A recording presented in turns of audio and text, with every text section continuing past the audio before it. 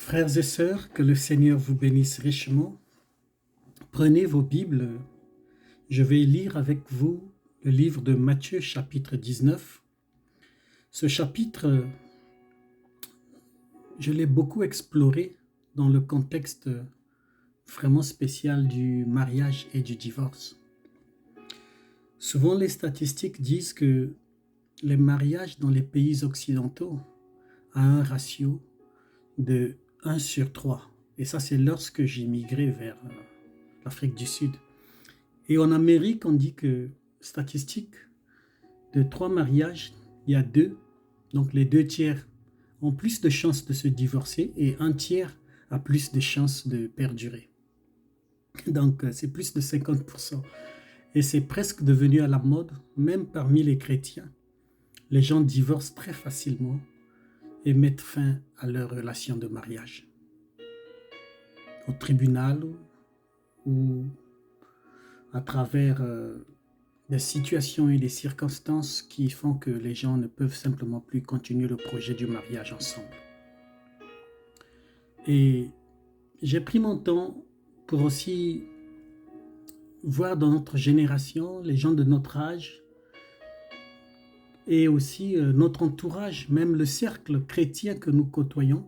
Il y a même plus de divorces dans le cercle chrétien qu'il y en a dans le cercle extérieur, parce que les gens à l'extérieur du cercle chrétien n'en font pas comme une priorité. Ils prennent tout leur temps de vivre ensemble et puis vers leur 3e âge, ils se décident de se marier. C'est ce que j'ai constaté ici. Alors, ça c'est souvent des problèmes des relations. Le divorce n'est pas seulement un problème majeur, mais c'était aussi un problème majeur au jour de Moïse. C'était aussi un problème sérieux au jour de Jésus et c'est encore un problème très grave de nos jours.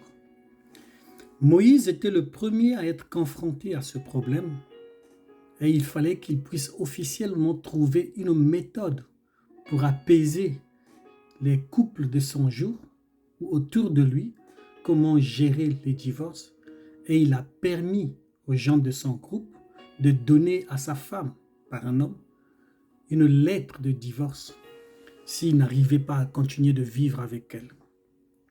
Et c'était lui le premier qui a introduit cette notion. C'est à cause de la dureté des cœurs des hommes. C'est pourquoi Moïse leur avait permis de donner une lettre de divorce. Et ensuite, en ces jours-là, c'était que les hommes avaient plus de droits sur les femmes. L'émancipation de la femme n'était pas beaucoup vue comme aujourd'hui et l'égalité des 2 sexes n'était pas aussi promue comme ça l'est aujourd'hui. Donc l'homme pouvait être le seul qui décidait de mettre fin à l'union et de renvoyer la femme. Alors au jour de Jésus, les pharisiens sont venus poser encore une question. Quelle était son opinion sur la question de mariage et divorce? Dans Matthieu chapitre 19, Jésus essaie de répondre à cette question, mais il fait comme s'il oublie ou il fait exprès de ne pas traiter le cas de divorce parce que eux, ils voulaient savoir quelle est sa réponse au divorce. Mais Jésus ne voyait pas le divorce comme un problème. Il voyait juste le divorce comme un symptôme. Mais le problème, quand vous le définissez, il faut qu'il y ait une cause. Mais un symptôme regarde à un signe. Donc le divorce est le signe que quelque chose manque. Oui, c'est comme une douleur dans le corps. Quand tu souffres d'une douleur, c'est qu'il y a un corps étranger qui est rentré dans ton système. Mais la douleur n'est pas le problème. C'est juste une indication pour toi que quelque chose ne marche pas. Ton corps rejette un agent étranger. Voilà pourquoi il donne des symptômes de malaise. Mais le vrai problème, ou le système des nerfs qui opèrent dans ton corps, communique avec ton cerveau et te disent que quelque chose ne marche pas. Et cette douleur-là, si tu vas consulter, ça sera interprété par le problème qui réellement a causé cette douleur. Donc Jésus a géré la question du problème du mariage, mais pas la question du symptôme du divorce. Parce que pour Jésus, le divorce n'était pas une option, n'était pas un problème. C'est comme je viens d'expliquer l'illustration d'un problème et d'un symptôme. Donc il y a une cause à un problème et il y a un symptôme ou un signe à quelque chose mais qui n'est pas la racine. Donc le fait qu'il y a trop de problèmes dans nos familles, ça fait que les mariages se divorcent et les foyers se brisent. Mais ça, ce n'est pas le problème. Le problème, c'est quelque chose d'autre qui manque. Et le divorce en est le symptôme qui se fait voir partout. Je vais vous dire un truc. Le divorce, c'est pire même que la mort. Ça va vous choquer. Parce que le mot divorcer, c'est un mot grec qui signifie apostasie. C'est un gros mot qui veut dire quelque chose qui est défait. Donc, quelque chose qui perd son effet. Donc, divorcer quelqu'un, ça veut dire que vous êtes à défaut. C'est-à-dire, c'est souvent utilisé dans l'armée. Quand l'agression a fait une erreur à eux-mêmes pour aller combattre contre une armée sans cause. Quand vous vous joignez dans l'armée, on vous demande que vous êtes en train de signer un contrat pour défendre les droits de ce pays. Alors, à chaque fois que vous êtes enrôlé dans l'armée, vous vous engagez à prendre les armes et vous prenez un contrat, vous acceptez de mourir pour le drapeau. C'est un engagement. Donc, un soldat n'est pas motivé par la vie. Un soldat, lorsqu'il s'engage dans l'armée, il sait qu'il est déjà candidat à la mort et s'il revient vivant, c'est-à-dire que c'est un risque que tu prends avec toute ta conscience. La meilleure chose qu'ils t'offriront, c'est de te sacrifier sur le champ de bataille. Donc, tu ne combats pas la guerre pour t'en sortir avec une garantie que tu vas survivre. Non. Eux, ils peuvent te garantir que tu risques de mourir et tu acceptes quand même et tu t'engages pour l'amour de ton pays. Ça, c'est un soldat. Donc, le mariage aussi, c'est comme si tu t'engages dans un combat. Et le mot divorcer, c'est presque le même mot qu'on utilise dans l'armée. Lorsque tu t'engages, ça veut dire que c'est pour mourir, quoi. Tu vois? Donc, ce n'est pas pour une réussite à la vie, il n'y a aucune probabilité, mais c'est comme si tu signais ton arrêt de mort. Et voilà pourquoi les mariages ne marchent pas aujourd'hui. Parce que nous voulons nous marier tout en restant vivants. Nous ne sommes pas prêts à mourir dans ce mariage. Voilà pourquoi nous sauvons notre peau au moindre petit incident, des problèmes qui surgissent. Ça fait un peu rire. Mais quand tu te joins à quelqu'un dans la vie, c'est comme si tu t'engages dans l'armée. C'est une décision à vie que tu prends de toute conscience que la seule façon que je pourrais me séparer de toi, c'est quand il y aura la mort. En principe, c'est ça la volonté parfaite de Dieu. Parce que tu prends un engagement de libre arbitre et tu te commets. Donc c'est une commission. Tu t'engages de t'attacher à la personne que tu choisis d'aimer pour le reste de ta vie, elle seule, jusqu'à ce que la mort vous sépare. Et tu ne seras pas intimidé par l'environnement, car tu pars au front. Il y aura des bombardements, il y aura des scandales, il y aura des attaques d'adversité, il y aura des situations de la vie, il y aura la trahison, il y aura des choses, des situations difficiles. Tu ne pourras pas dire « je retourne, je retracte, je refuse ». Non, tu t'engages pour le meilleur et pour le pire. C'est jusqu'à la mort. Ça pèse. Alors, qu'est-ce que vous faites quand un soldat déserte l'armée? Mais vous le tuez s'il est au front, parce qu'il va trahir nos positions à l'ennemi. Et dans le mariage, quand un chrétien divorce, qu'est-ce qu'on fait? On lui tourne le dos. On le tue. C'est comme si tu n'es plus digne de te rassembler avec les autres, on te prend entre griffes et guillemets. Pourquoi? Parce que tu commences à porter l'opprobre du mot divorcé. On ne peut plus t'écouter parce que tu es un divorcé. Tu ne peux plus conseiller parce que tu as échoué ton mariage. Tu ne peux plus être un bon frère ou bien une bonne sœur parce que tu es divorcé. C'est comme une tâche que tu dois désormais porter sur toi. Et parfois, ça t'éloigne encore plus loin de Dieu. Et Jésus a vu qu'il y avait vraiment un problème dans l'Église. Il fallait qu'il adresse cela dans Matthieu chapitre 19. Et je vais avoir le courage d'en parler. Non pas parler de quelqu'un, non pas attaquer quelqu'un, mais en parler comme un partage de l'expérience.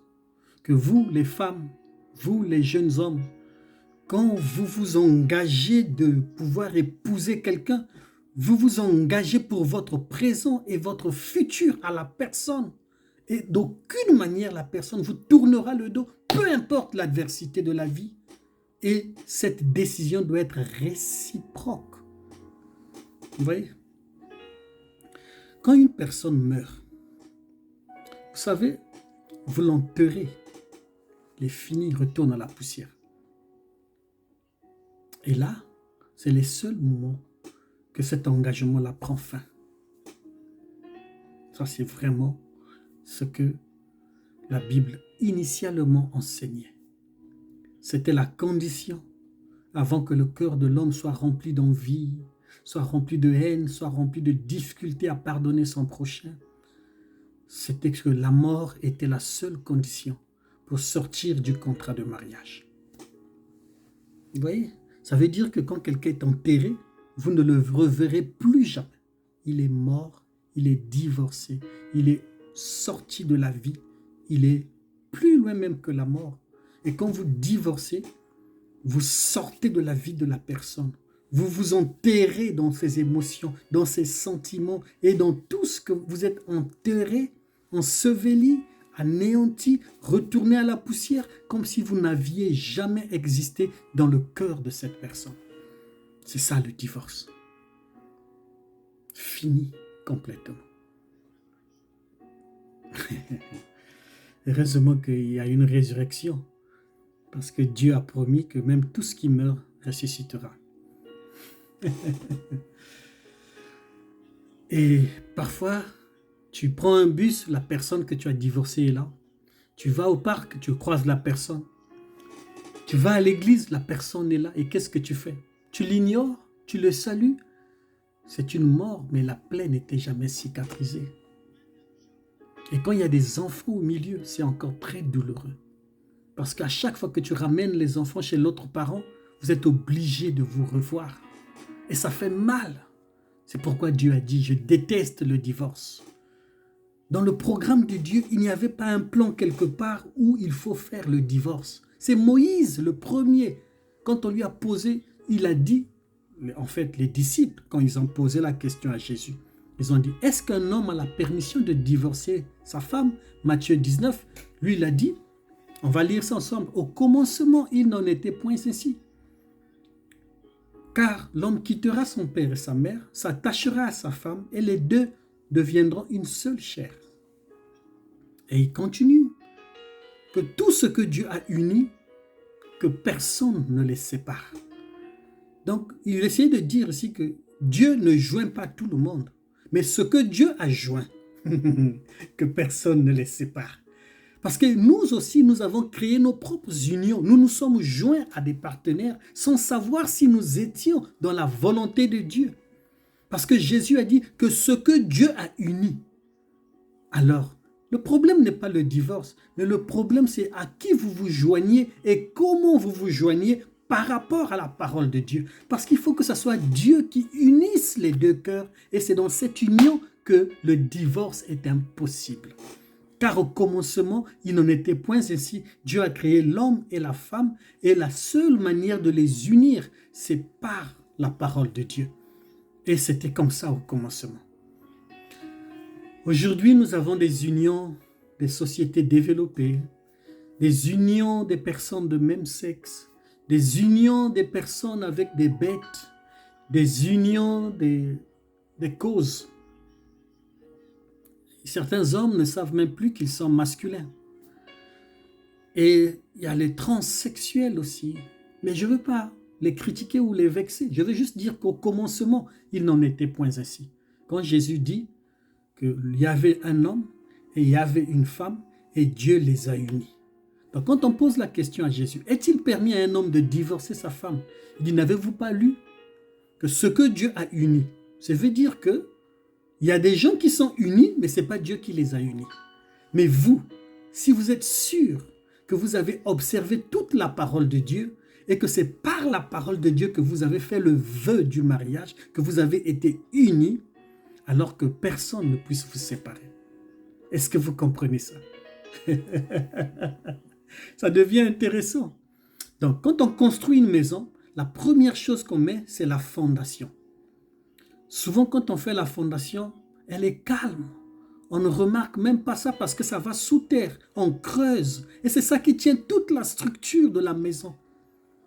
Mais la fondation n'est pas souvent visible. Et pourtant, on met plus d'argent, plus de matériaux, plus de pierres, plus de sable, plus de béton pour que ça tienne. Ils doivent creuser, ils doivent mettre le béton, ils doivent faire couler le gravier, ils doivent mettre vraiment une quantité de briques beaucoup plus épaisses sur la base du poids de la structure qui sera construite sur cette maison.